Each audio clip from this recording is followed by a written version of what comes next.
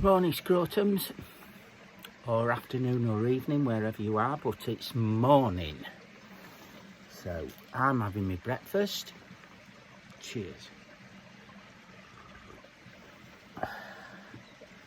Long time no catch up. I don't know where to look here.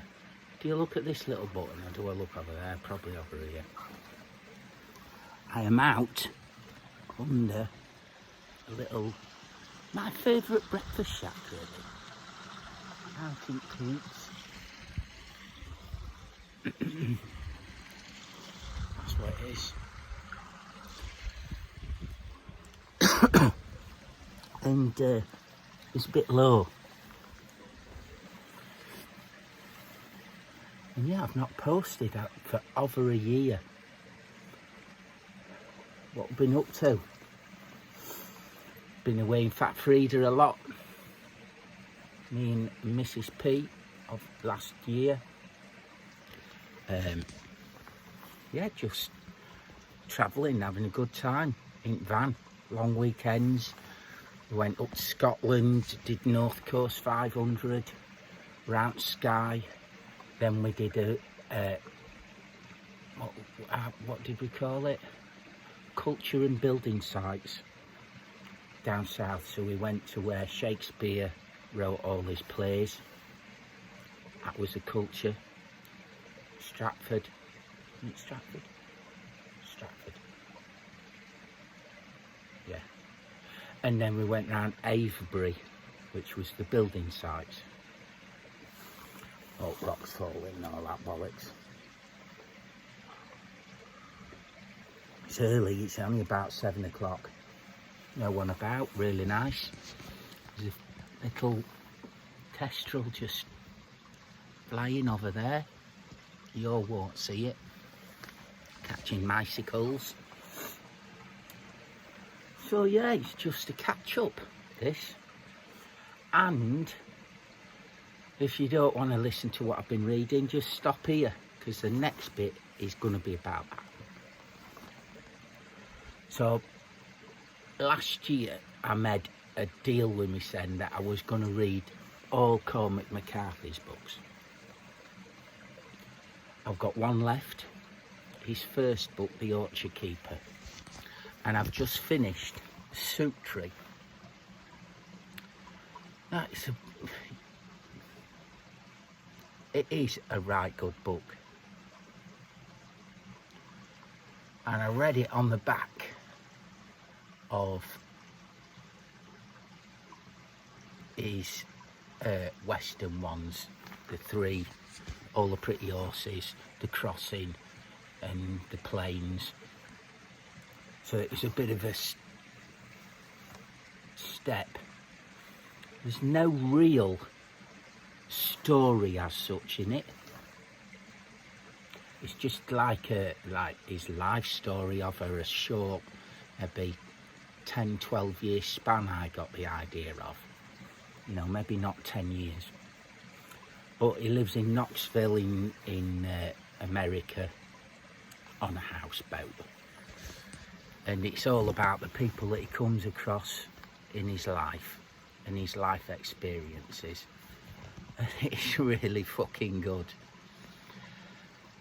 Each one is more like a lot of little vignettes of his life, you know, so there's not a start, a middle and an end like most good books.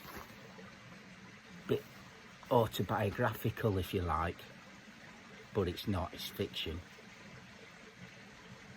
And it's just the scrapes and the characters that he gets in. He's quite good, this one geek. He's called Cornelius Suttree. It's this college educated geezer. I'd get him to around late 20s, early 30s. It's not said in the book, I don't think. And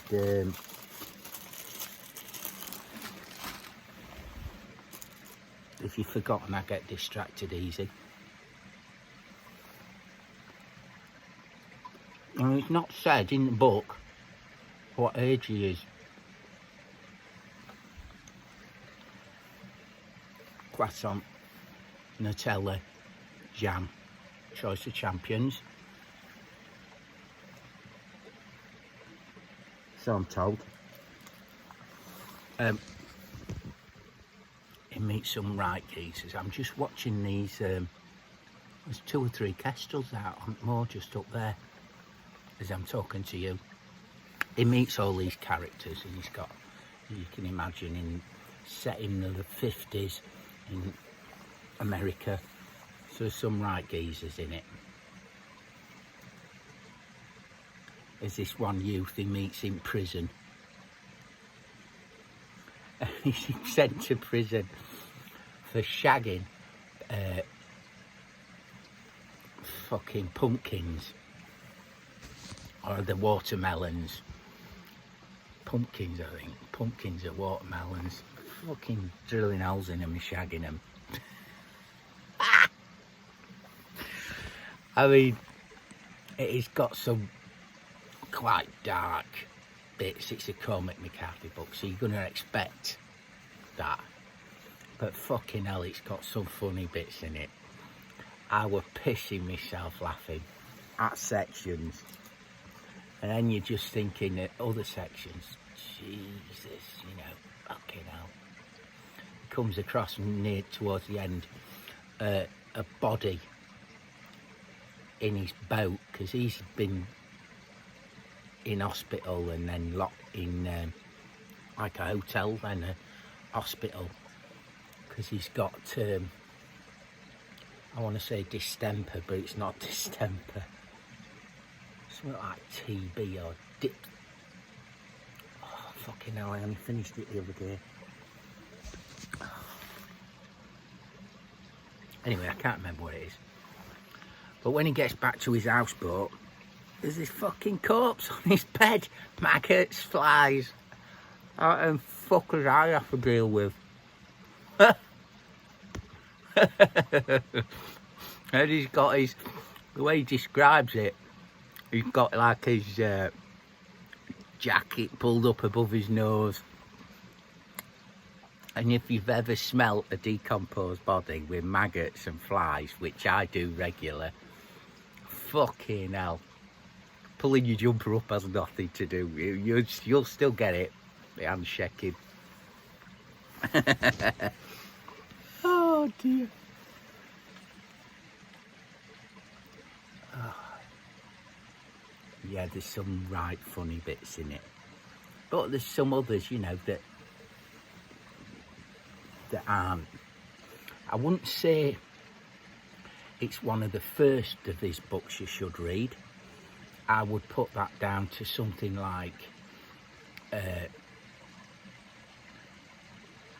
City of the Plains, The Crossing, one of them 3,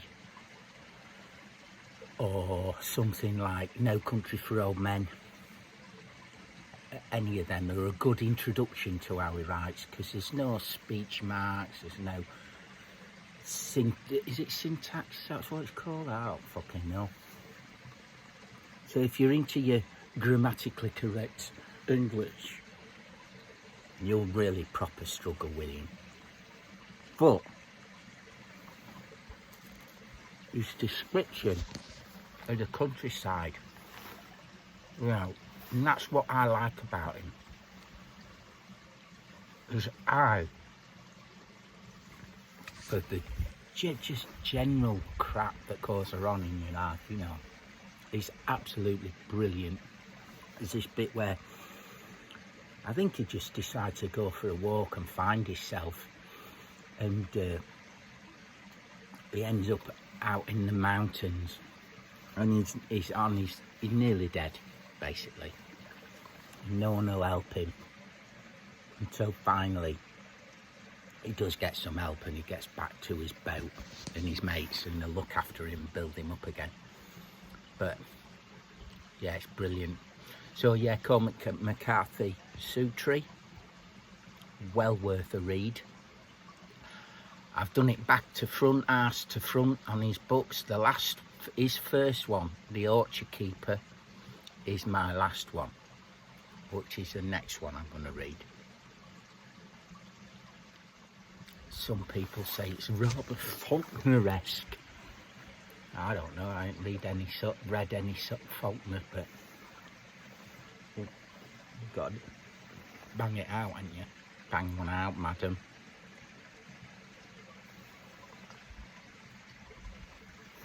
So yeah, I'm finish my breakfast and then get back to shuffling. Ta-da, scruffers. Keep safe. Like and subscribe wherever that button is that I should be looking at. This corner, is it? You like and subscribe, else I'll send fellas round.